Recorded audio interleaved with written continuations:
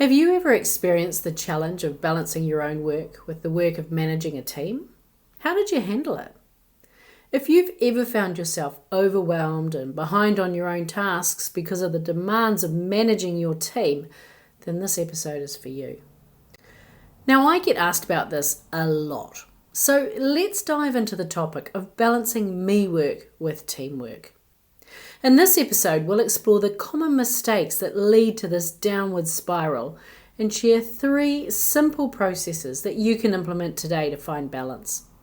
As we uncover the secrets to mastering the art of managing your team while still getting your own work done, you'll discover how to create clarity for your team, set boundaries to avoid constant interruptions, and prioritize your own focus time. Let's get started, shall we? Well, hello, beautiful people, and welcome to the Project Joyful podcast. I'm your host, Tracy Tutty, your medical herbalist and high performance coach. So, hey, Project Joyful isn't just about being happy.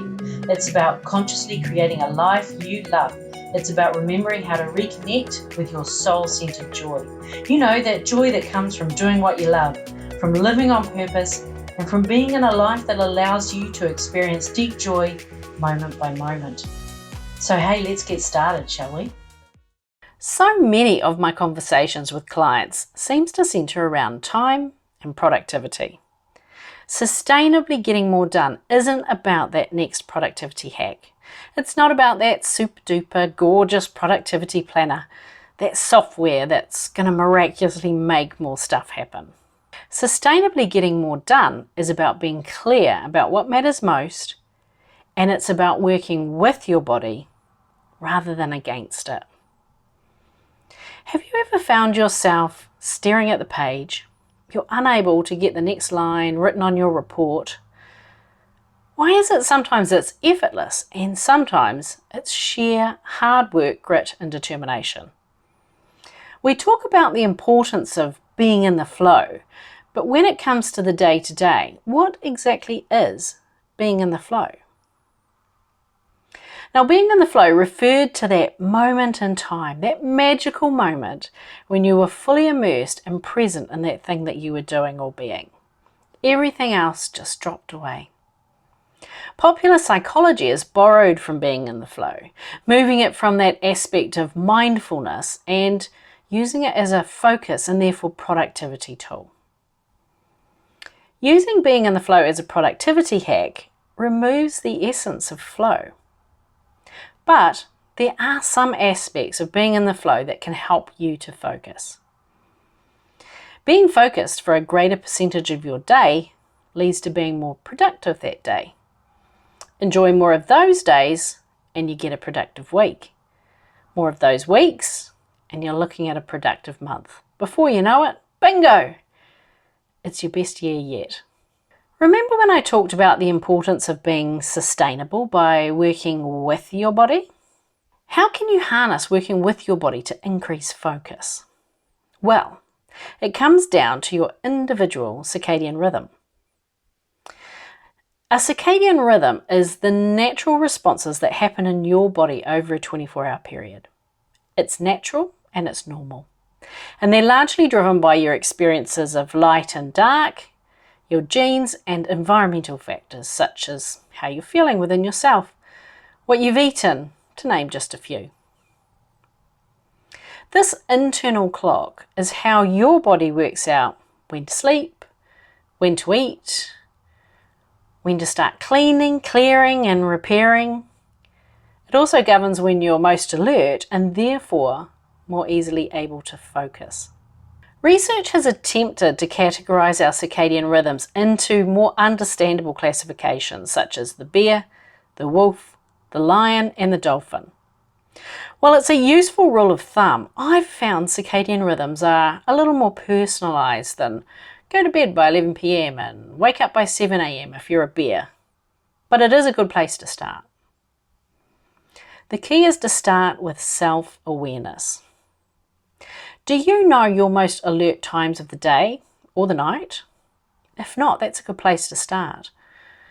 It's easy to do this. Just create a schedule from when you wake to when you go to bed, with the hours down the left-hand side of your page.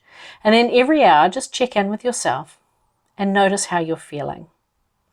On a scale of 1 through to 5, jot down how alert you feel, with 5 being super alert, 1 not at all. And just keep jotting that down in this schedule. Now you want to do this for a couple of weeks to allow for anomalies like that pizza that made you sleepy, or if you didn't get a great night's sleep last night. So do this for a period of around 2 weeks and you'll notice trends starting to emerge. You'll start to notice that you're most alert at a particular time of day, or that you're more drowsy at a different time of the day or night.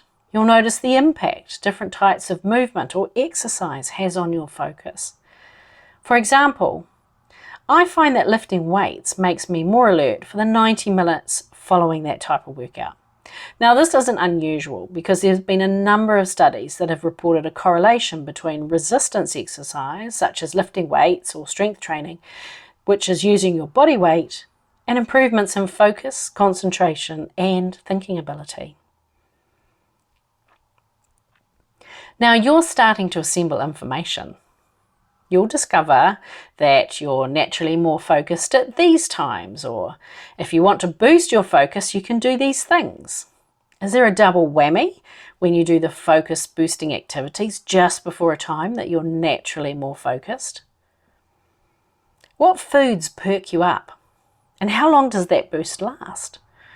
What foods relax you or make you feel lethargic? When would be the best time to have them if you still want them? Now's the time to put that information to use.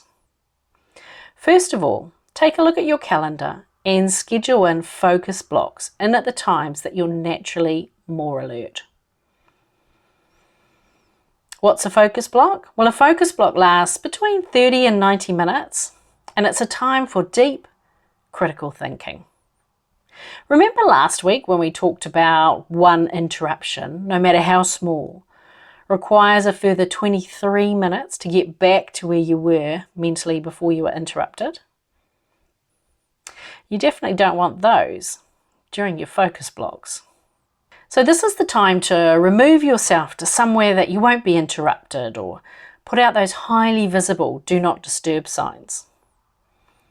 Now here's a secret sauce productivity tip for your focus blocks. A lot of people don't know this. Before you begin, decide on what you want to achieve in your focus block. Give yourself 15 to 30 minutes sometime before beginning your focus block to decide on what you're dedicating that focus time to. And think of it in terms of your focus prep. Decide ahead of time what resources you'll need for that focus block to deliver that chosen outcome, and assemble them in a way where you won't be tempted to do a quick Google on something else. Those not so quick Googles can happen after your focus block in the recovery time. Now, one of the ways I do this is that I schedule the focus block ahead of time. I set them up in my calendar as a recurring meeting, just with the word focus, so I know what it's about. And then my first task for the day when I'm getting organised is to assign a delivery to that focus time. Now, this can be as simple as I've got 90 minutes at 10:30 a.m. and I'm going to update the meeting name of focus to financial commentary, for example, if I'm going to write the financial commentary report for the Audit and Risk Committee. So schedule in your focus work time according to your circadian rhythm. This way you can ensure that you're doing the stuff that you need to be focused on and concentrating on in the time when you're naturally most alert. Straight after your focus blocks, it's treat time, so set aside some recovery time. Now, recovery time is a 30-minute block straight after your focus block. You use it for your downtime Googling, or take a walk, or do some stretching, some deep calm belly breathing, or try bouncing on the spot like this. You see, the better you know yourself, the easier it is to dial into your natural productivity spots. Start by mapping out your energy levels throughout a 24-hour period. Do this for a couple of weeks and notice what you're doing, what you're thinking, what you're eating, and how all those things affect your energy. Once you have your personalised energy map, use it to preset your focus blocks and follow them up with some playtime. Don't leave your focus blocks to chance. Begin them already knowing what you intend to deliver. Start implementing these simple steps today, and before you know it, you will have had a great day. Great days lead into great weeks. Great weeks set the foundation for a great year. In the words of Tim Ferriss, we tend to overestimate what we can do in a day and underestimate what we can do in a month. Take the pressure out of it by focusing on making today great. Sending you lots of love. Bye for now. Hey, thanks for listening to today's podcast. Can I ask you a favour? If our conversation spoke to you today, could you please take a moment to leave a 5-star review? Your review will help people discover this podcast, and together we can create a world where there's even more love and more laughter. And if you want to hear more from the Project Joyful podcast, just click the subscribe button. Bye for now.